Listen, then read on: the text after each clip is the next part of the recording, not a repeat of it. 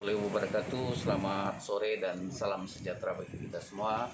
Saya Panca Surya Diharta, Jubir COVID-19 Kabupaten Muara Enim menyampaikan bahwa hari ini ada penambahan yang terkonfirmasi positif. Beliau adalah medis yang bekerja di Rumah Sakit Al Rasyid Palembang.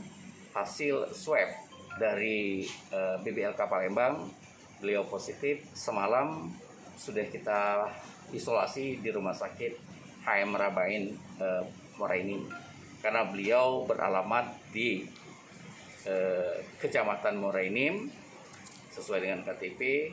Maka yang bersangkutan kita isolasi di Rumah Sakit HM Rabain.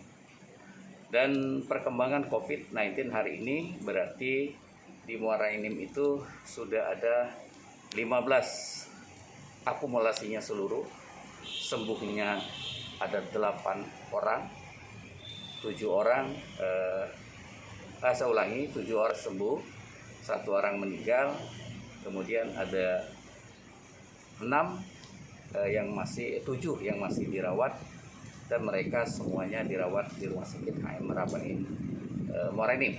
1 yang dirawat secara mandiri di Kecamatan 4 Tulaidan. Itu pun kedua kasus semuanya impor, yang terakhir juga impor. Mungkin itu yang dapat saya sampaikan. Sekali lagi saya harapkan dukungan dari semua masyarakat terkait instruksi pemerintah untuk diikuti.